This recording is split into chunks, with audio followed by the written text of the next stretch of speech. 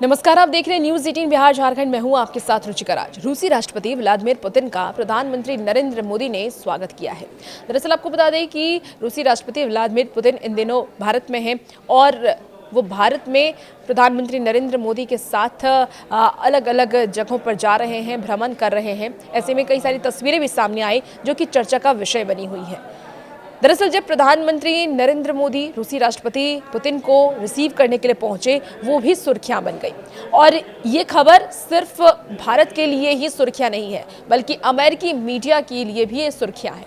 दरअसल अमेरिकी विश्लेषकों के अनुसार पुतिन के लिए मोदी का कूटनीतिक सरप्राइज और पुतिन का अपनी कार छोड़कर के मोदी की कार में सफर करना ये प्रदर्शित ये करता है कि भारत रूस पर भरोसा बनाए हुए है और अमेरिका के साथ टैरिफ तनाव के बावजूद अपनी रणनीतिक स्वायत्तता से पीछे हटने को तैयार नहीं है। पश्चिमी प्रेस ने यह भी कहा है कि भारत ये दिखा रहा है कि वो किसी बाहरी दबाव, धुरी या गुट से प्रभावित हुए बिना अपनी विदेश नीति और राष्ट्रीय हितों के आधार पर स्वतंत्र निर्णय लेने की क्षमता रखता है।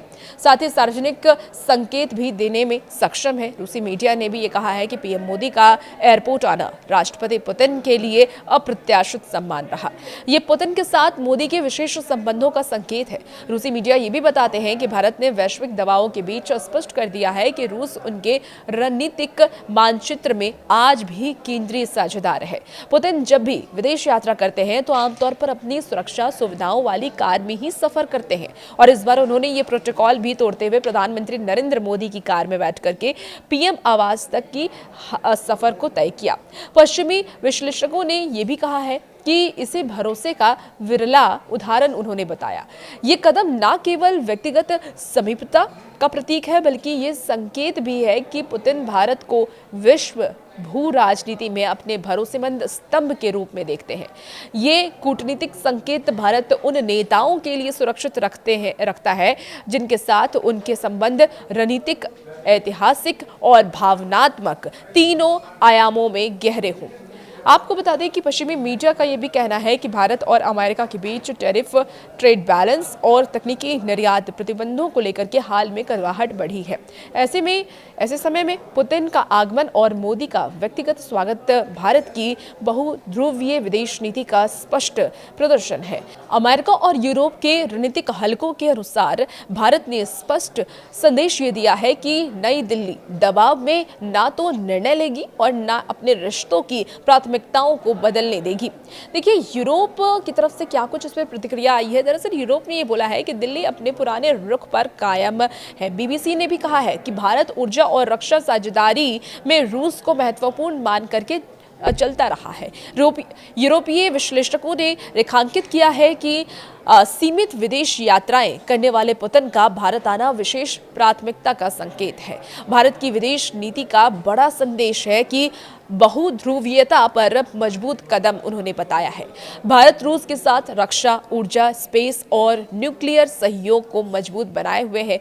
अब भारत ये चाहता है कि रूस यूक्रेन संघर्ष खत्म हो। दरअसल पूर्व राजनयिक केपी ने ये कहा है कि पीएम नरेंद्र मोदी द्विपक्षीय संबंधों को मजबूत करने के प्रयासों को जारी रखते हुए मौजूदा रूस यूक्रेन संघर्ष पर भारत की स्थिति को स्पष्ट रूप से व्यक्त करेंगे। आपको बता दें कि केपी ने यह भी कहा कि ये पहली यात्रा है और स्वाभाविक रूप से पीएम मोदी ने ये रुख अपनाया है कि ये युद्ध का युग नहीं है। वो राष्ट्रपति पुतिन को ये बतलाएंगे कि भारत इसे कैसे देखता है, क्योंकि भारत ये चाहता है कि यह युद्ध जल्द से जल्द खत्म हो। देखिए, कांग्रेस नेता राहुल गांधी ने भी अब इसको लेकर के आरोप लगा दिया है। दरअसल राहुल गांधी ने सरकार को घेरना शुरू किया है। राहुल गांधी ने कहा है कि सरकार अपनी असुरक्षा के कारण विदेशी मेहमानों को नेता प्रतिपक्ष से नहीं मिलने देती। लोकसभा में नेता प्रतिपक्ष राहुल गांधी ने यह कहा कि ये परंपरा है कि विदेशी मेहमान नेता प्रतिपक्ष से मिलते हैं, लेकिन प्रधानमंत्री नरेंद्र मोदी और विदेश मंत्रालय इस नियम का पालन नहीं कर रहे हैं। राहुल गांधी ने संसद भवन परिसर में मीडिया से ये कहा कि अटल बिहारी वाजपेयी और मनमोहन सिंह के समय भी ये परंपरा निभाई जाती रही। आजकल जब विदेशी मेहमान आते हैं और जब मैं विदेश जाता हूं तो सरकार उन्हें नेता प्रतिपक्ष से ना मिलने की सलाह देती है और ये सरकार की नीति है। दरअसल भाजपा ने अब राहुल गांधी के बयानों को सरासर झूठ बता दिया है। बीजेपी की तरफ से क्या कुछ कहा गया, चलिए आपको वो भी बताते हैं।